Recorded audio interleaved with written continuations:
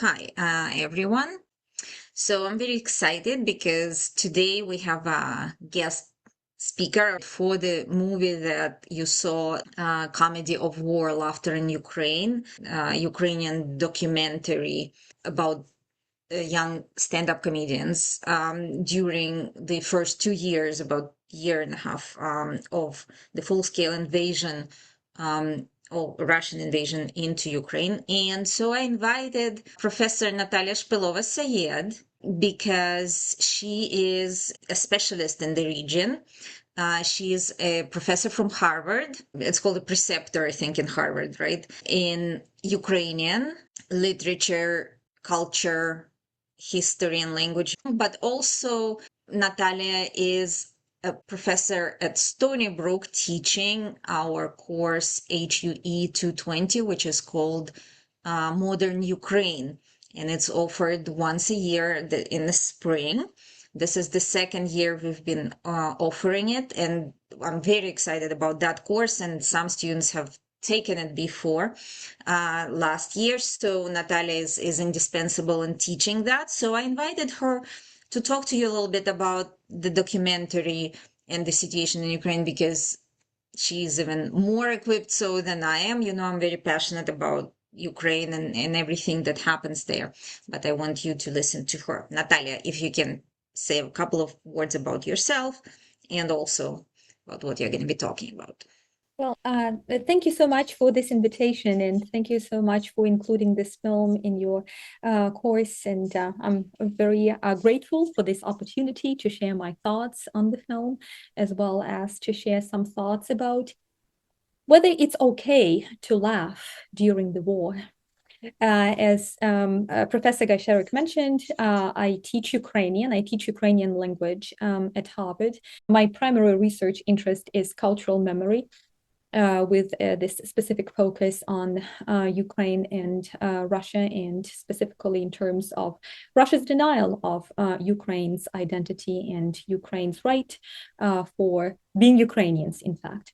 So that's my main academic interest. So I was asked to include a couple of things about culture in Ukraine before the full-scale invasion, and then talk about this film specifically. So I will mention a couple of things about cultural developments in Ukraine preceding the war, and then specifically after 2022. But before I share my notes with you, I would like you to share your ideas on the fact whether it's okay to laugh during the war in general. And I'm not specifying this specific war, I'm talking about things in general. Well, why we laugh, and actually who can laugh, and whether it's okay to laugh for everyone, or maybe we specifically talk about some group. I think the overall sense is that it's okay to laugh, but who can laugh, and the intention of laugh, why you laugh. So if it's a kind of a coping mechanism, that's understandable on the one hand, but on the other hand, what are you laughing at? So, but in terms of this first question, who can laugh? Because, well, I'm asking this question not simply because I watched the film and I just get this kind of sense whether it's okay for outsiders, let's say, to laugh at the war that is taking place in Ukraine, but because this phenomenon is not new. This phenomenon also took place during the Second World War. This phenomenon took place during the Holocaust. And personally, I was very much taken aback when I was listening to the Holocaust survivors who were actually saying that, well, we really tried to laugh to survive. And of course, well, on the one hand, it was this mechanism of coping with that tremendous trauma. But on the other hand, it never occurred to me that it would be okay for someone who was going through all that traumatic, tragic, absolutely brutal experience would like to laugh. And moreover, they would think that it was actually good to laugh, because I personally cannot let myself laugh at that kind of experience. So before again I share my comments on Ukrainian culture in general, so who can laugh? Do you think that everyone can laugh, or maybe it's a privilege of those who are subjected to that kind of trauma, and they can laugh because for them it's about survival, but not because just laughing to have some good time. But from these two comments, I can glean this kind of idea that, well, point one, they laugh because they can, because they have their community, and that comes from that sense of unity, but it also generates that sense of unity. And I'm using this point just to connect this film to the previous decades and how the sense of community was built. Because, well, usually, particularly outside of Ukraine, 2022 is considered to be some sort of a surprise moment for many, where Ukrainians all of a sudden got together and they decided to show this kind of resistance against Russia and against Russians. But actually, that's something that was developing over the decades and, of course, over the centuries. But I'm not going to talk about the centuries. I will talk only about a couple of decades, starting with 1990s. So this is one point, but I think it's very, very important, the sense of community and the sense of unity, because it's actually something very, very strong. And I think that that's something that many people pick up on when they go to Ukraine. For instance, one of my students did go to Ukraine this past January, and he come back and he says that I was really surprised by the sense of community and family that you can feel in that country. And he spent a couple of weeks in Kyiv. And for him, the whole city functioned as one big body, as one big organism. And it was so united that he said, well, I never experienced anything like that anywhere else. So this sense of unity and this sense of community is important. And of course, I'm not idealizing. Of course, there are instances, there are cases that kind of undermine this very appealing image of unity. Of course, there are those things. Well, we're not living in any kind of utopia. But overall, on a larger scale, the country does function as one community, united by many themes, by many aspects. And what are those things that unite the Ukrainians at the point? And again, it's connected to my point, what they laugh at. So I think something that we didn't mention, what they laugh at Russia and Russians in many ways. And either we talk about some specific things or some general things, but what they laugh at is that kind of violence that Russians are trying to use to intimidate Ukraine and Ukrainians. And yes, in this specific case, laughter is this coping mechanism, because if you do not have any kind of device, right, to use to somehow eliminate or at least alleviate that sense of intimidation, it can be very, very not only traumatizing, but I would say something that would lead to complete exhaustion, either physical or mental. So that's another thing that they laugh at together. And the third point that I would like to make, and again, to connect it to those points that I would like to make about Ukrainian culture in general, is, of course, language. Language is used to laugh, and language is used to be laughed at. As you probably noticed in this film, many of these comedians mentioned that they stopped using Russian for their jokes, and there is some reason for that. Again, it's not something that just transpired in 2022, but we have to consider the previous decades and the previous developments in order to understand why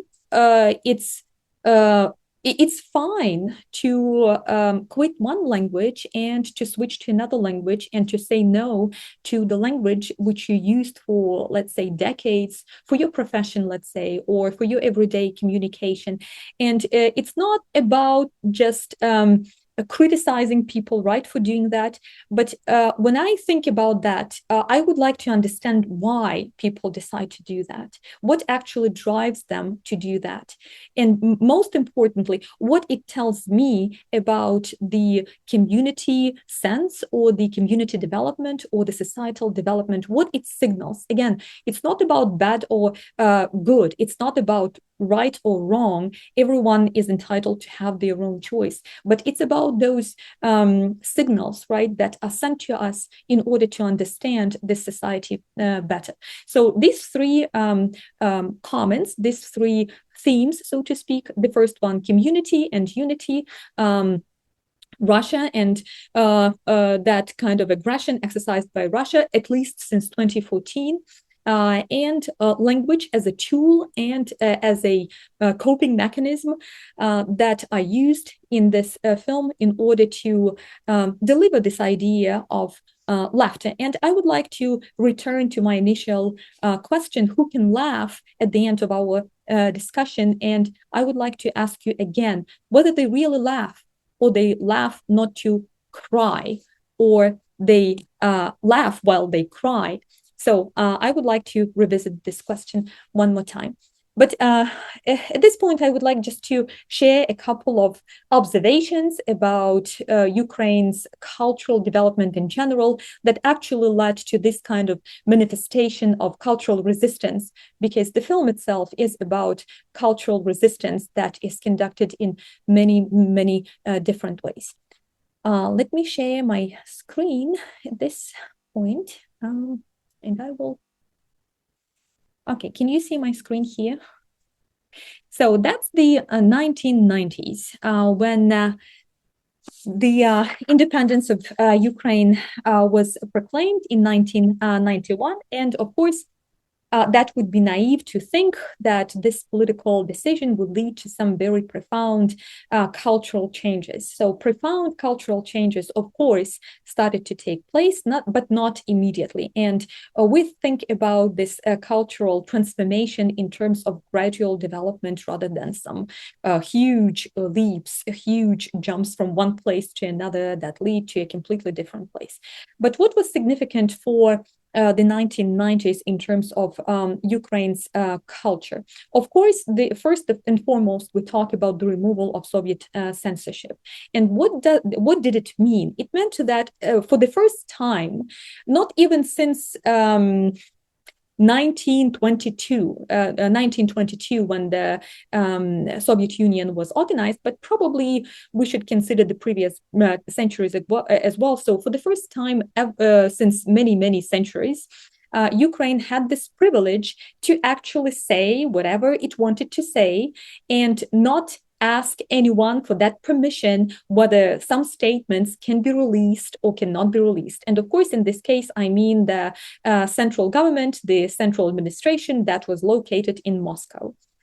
It gave some sense of freedom. It gave some sense of this independence in terms of expression, in terms of exploration of what people wanted to focus on what people wanted to talk about.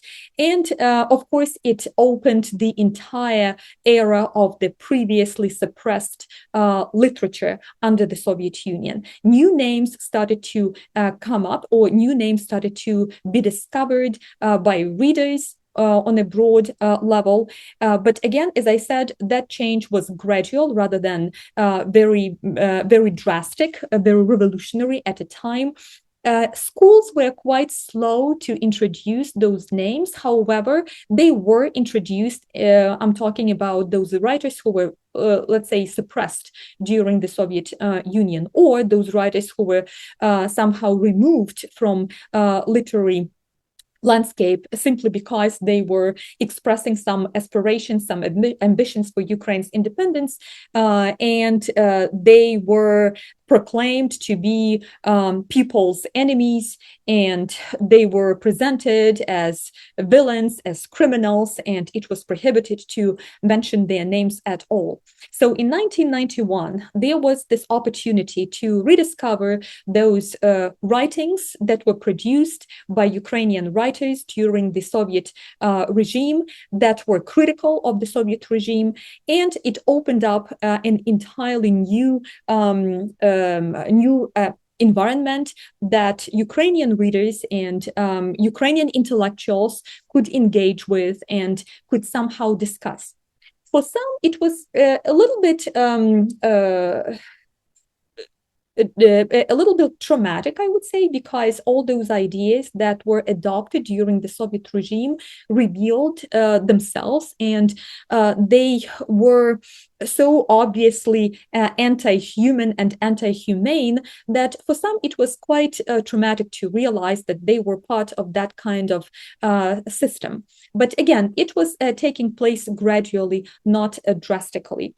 What was also important during this time period was that the country became open to all kinds of influences. And of course, they did take place during the Soviet regime, but they were quite limited, but they were there. But after 1991, people from abroad who actually immigrated from Ukraine decades ago had this opportunity to come back.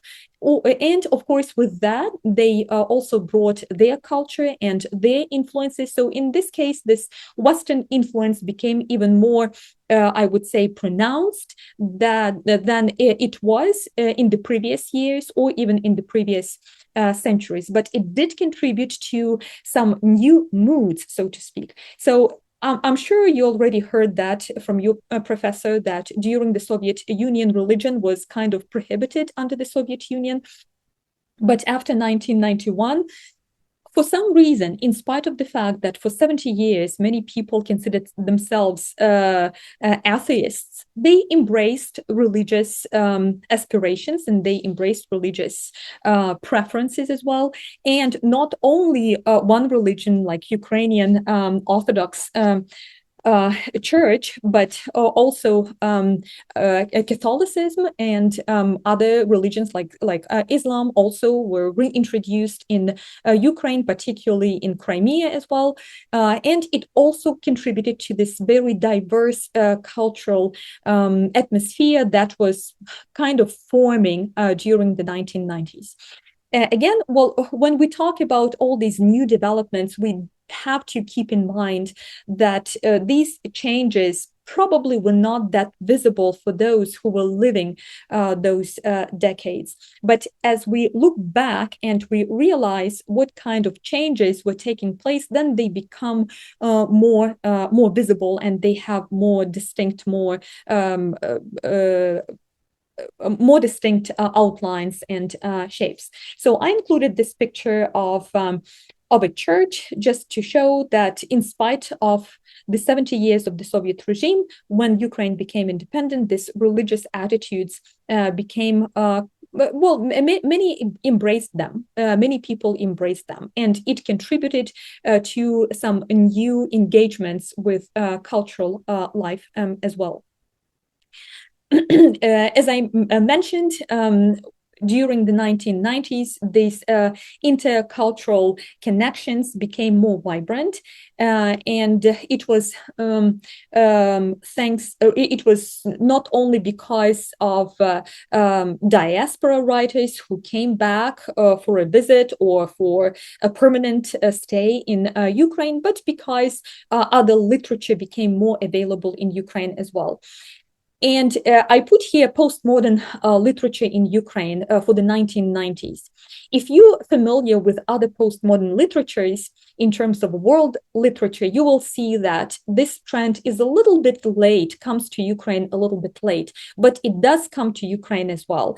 Postmodernism brings with it some irony, some subversion, some reconsideration of the past. And first and foremost, here we talk about the subversion of the Soviet regime and this laugh at the Soviet regime and this this effort to somehow reconsider the existence under this Soviet regime. And much of that kind of mood was connected to laughter. But again, when we talk about laughter, we should keep in mind that laughter has different shades as well. And this laughter came with some sort of bitterness and some sort of irony. And this kind of bitterness and irony can be identified in this film that you watched today as well.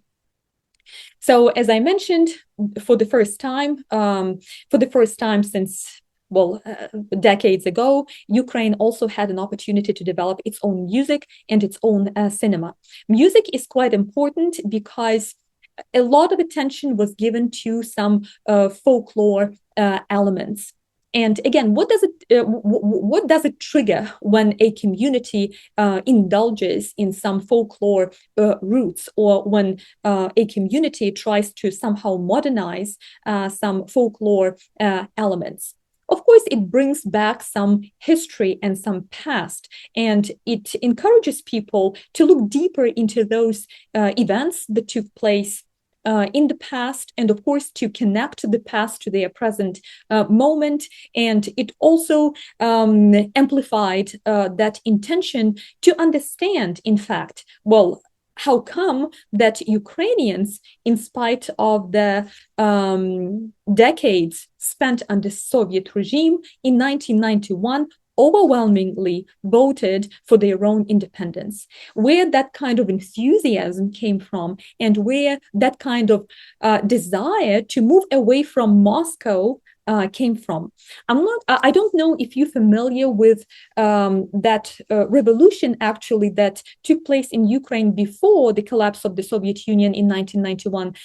It took place in 1990 actually, and its name was the Granite Revolution, and it's considered to be the first out of three revolutions in Ukraine. So the first revolution, the Granite Revolution, 1990, the second, as you probably remember, the Orange Revolution, and the third revolution, the Revolution of Dignity. But that first revolution gave this kind of pattern how to conduct revolutions in Ukraine. That's where we had that tradition of camps, or camp cities that we call them, or city camps that we call them.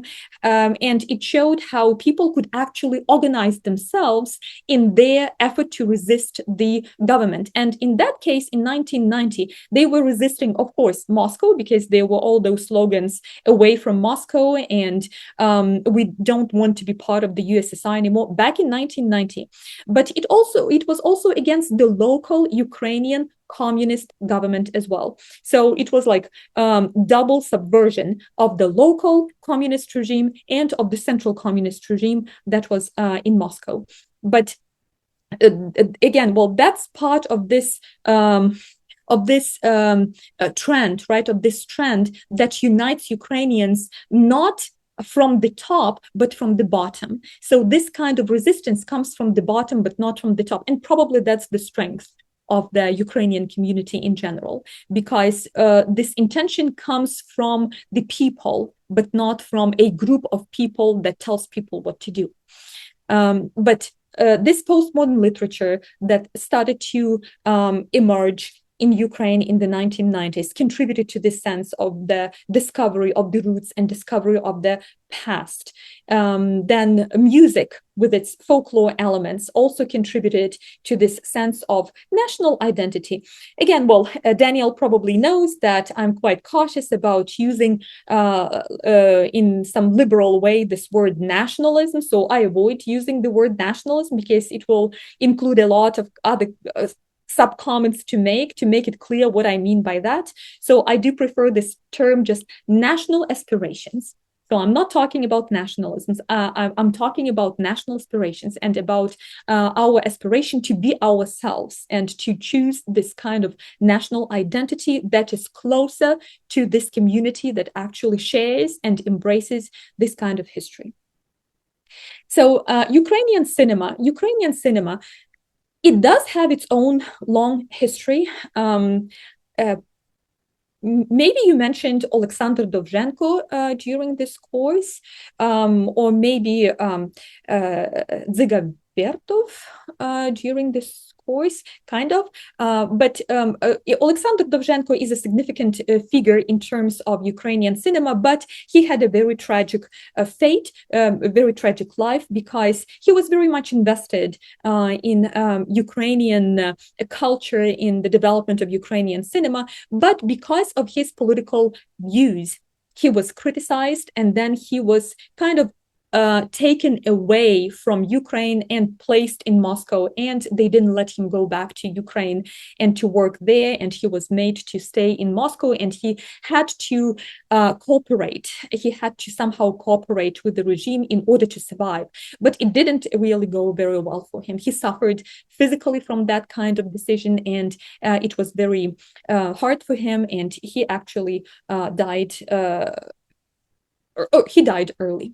But he also built this foundation for Ukrainian cinema that actually was kind of surviving during the Soviet regime, but those works were very much censored by the Soviets.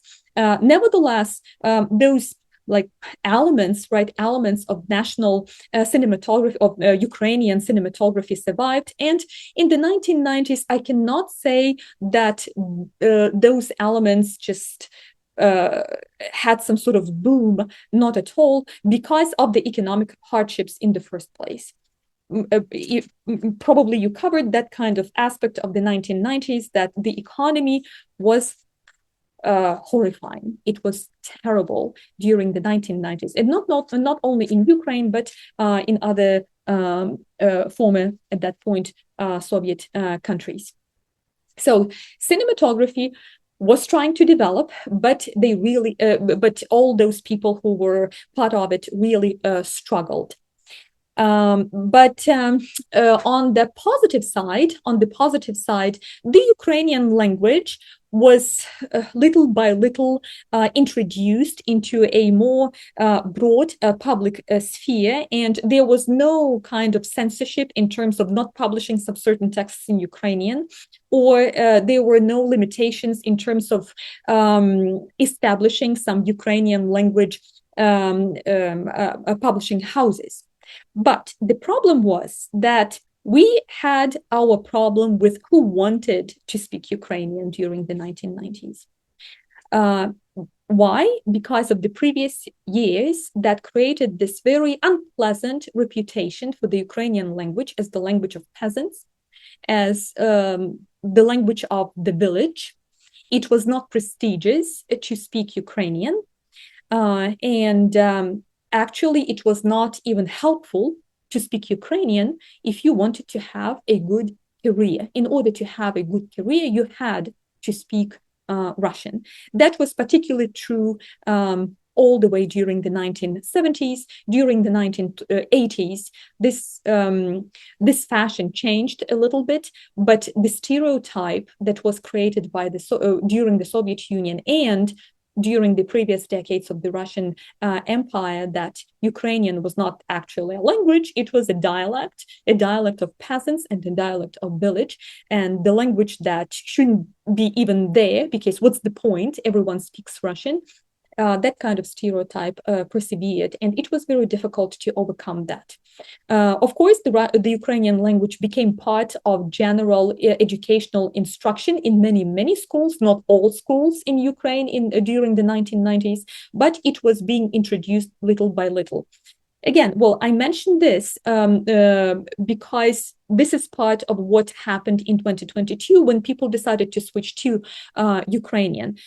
This is not something that took place all of a sudden. That's something that was prepared by the previous decades as well. And that kind of sense, well, why should I speak Ukrainian, was already there, so to speak, in the air back in the 1990s. Again, this didn't change drastically over the night, but it was kind of brewing, so to speak. It wasn't happening as fast, right, as we would have liked right now, right? Because Ukraine as a state at that point was different historically from other states of the former Soviet Union, let's say Baltic states. So the Baltic states, they decided to embrace very quickly that opportunity to improve economically, to introduce some cultural changes, to introduce some language changes as well. Although language changes were also kind of slow, but not as slow as in Ukraine. Why? Because the Baltic states were, well, point one, Baltic states joined the Soviet Union much later. Point one. Point two, Ukraine was one of the founders officially and formally of the Soviet Union.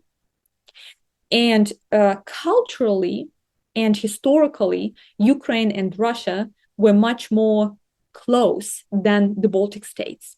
Point three and point four, the international community never recognized the Baltic states as part of the Soviet Union.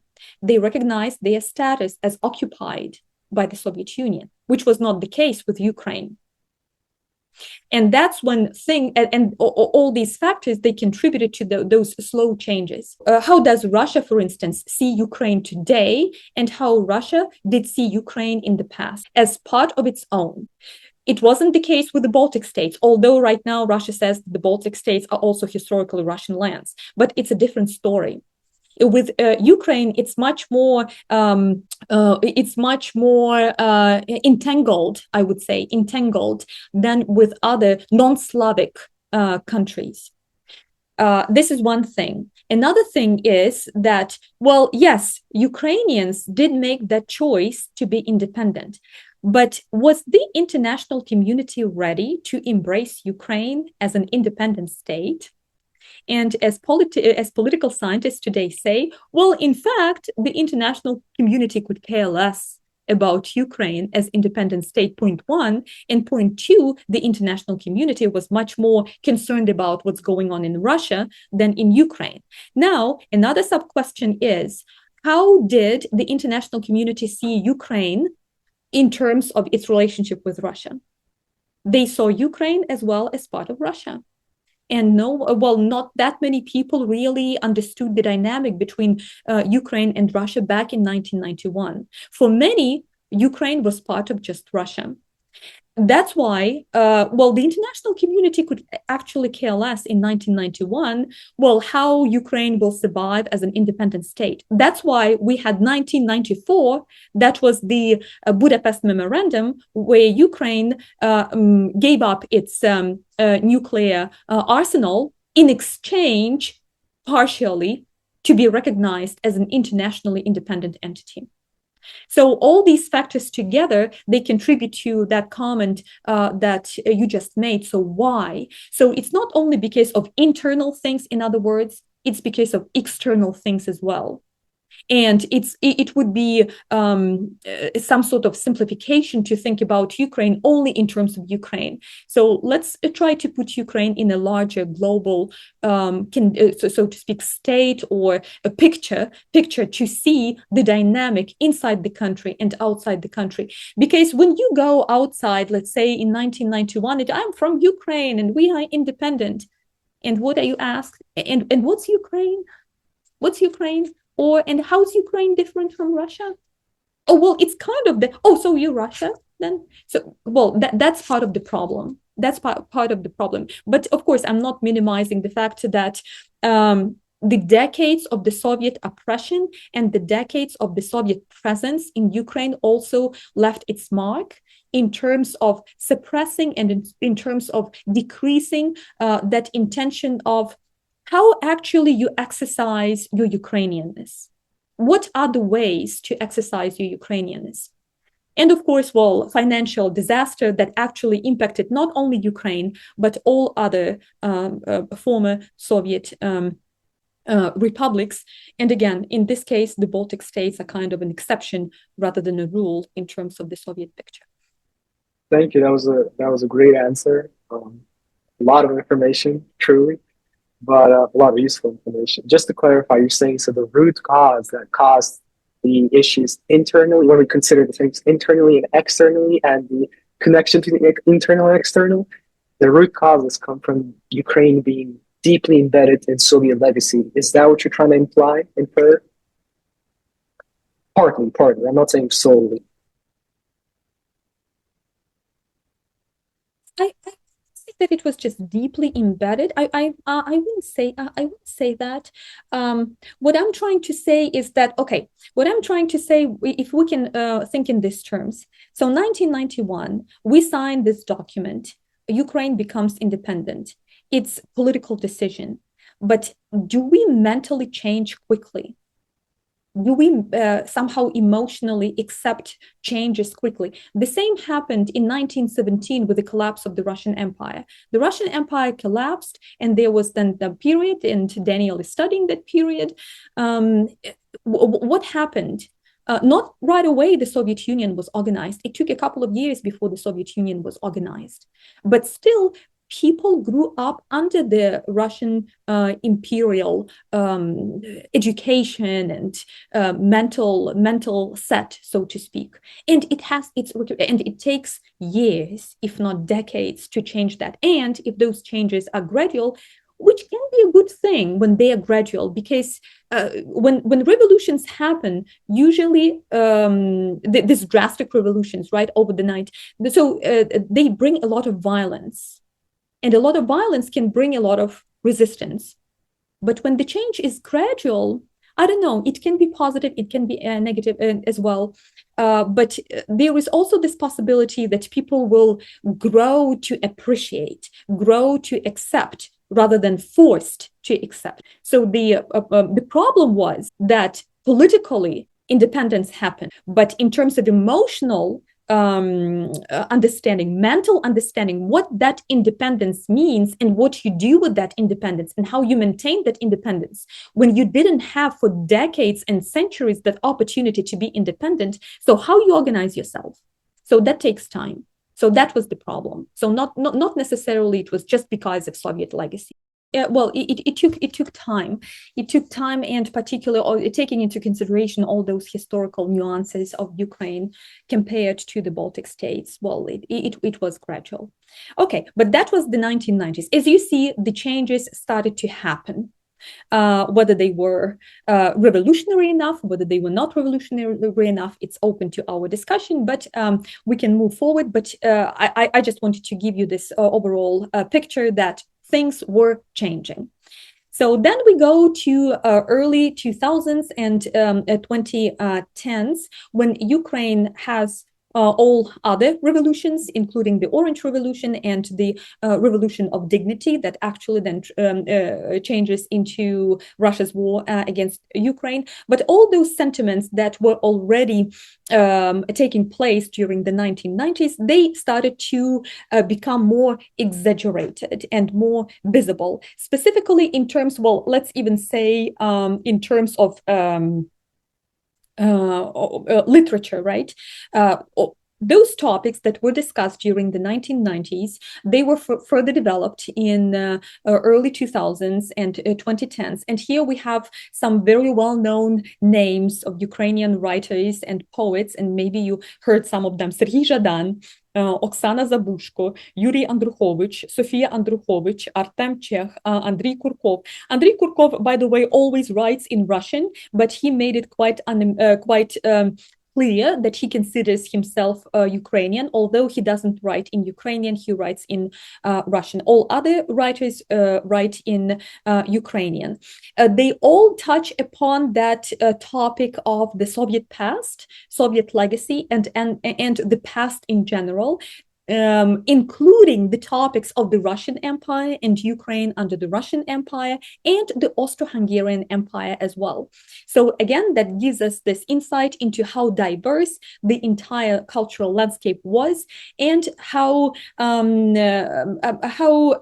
writers were kind of engaging with that kind of past. Because when writers write about that, and of course we talk about some good literature, it means that there is this need in the society to somehow process those things that took place in that society's history. But again, well, we have a very distinct manifestation of that kind of interest in history.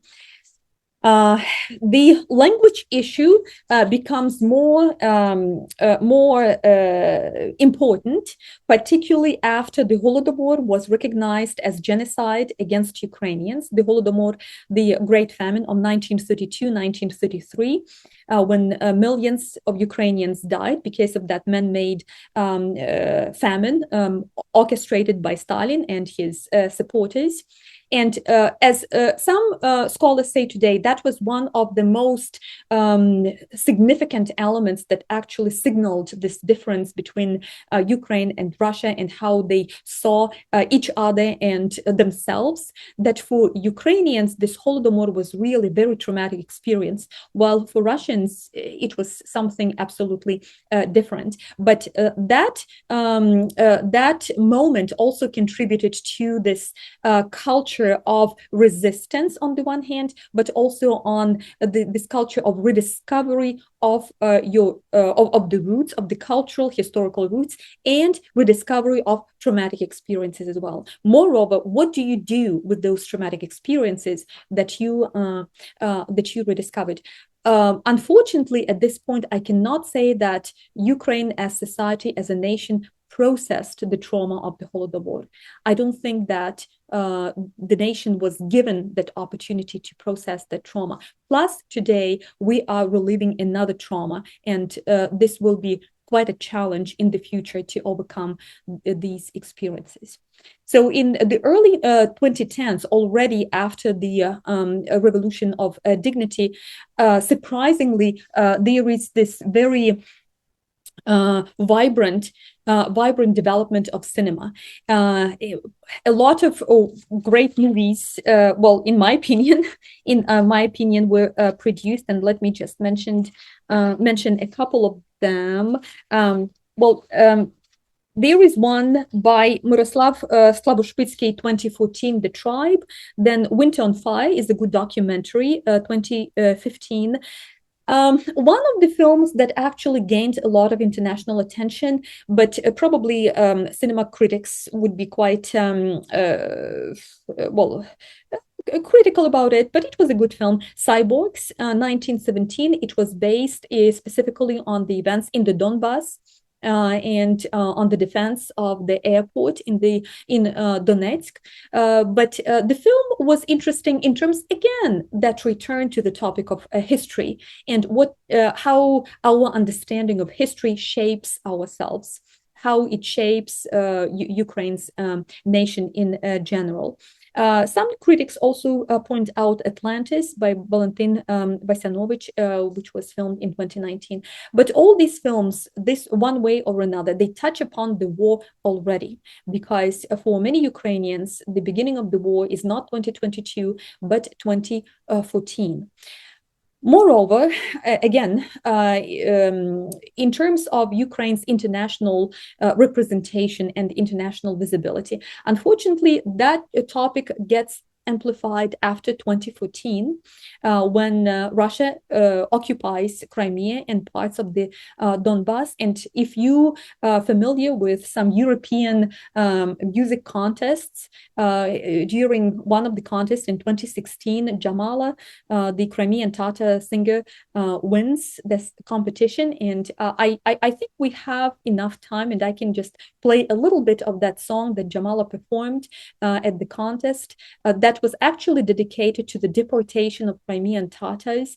And for many, particular Russians, made that comment that it was a very political decision to give that victory to Jamala. But the song itself is absolutely beautiful. And moreover, Jamala included some of the lines that were performed in Crimean Tatar. And it was another gesture of the Crimean Tatar to show that Crimea is part of Ukraine on the one hand, but on the other hand, that Ukraine is a very diverse place culturally in terms of all kinds of cultural interactions. In spite of the fact that there could be some very dark pages in terms of these interactions, but there was this gesture of moving toward each other rather than moving away from each other. So just a couple of maybe minutes for this song by Jamal.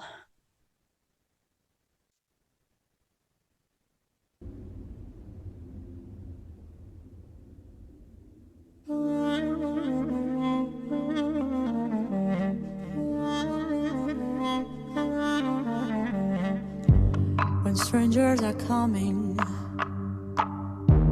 They come to your house. They kill you all and say we're not guilty, not guilty. Where's your mind? Humanity cries. You think you are gods, but everyone dies. Don't swallow my soul, our souls.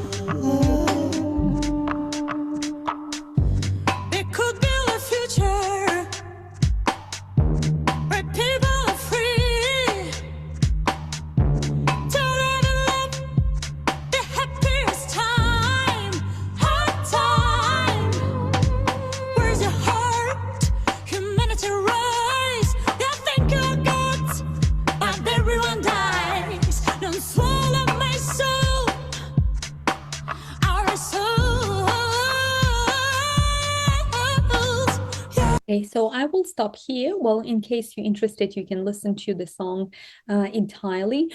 But as you heard, after that English part, she switched to the Crimean Tatar part, and there were also some elements of national music.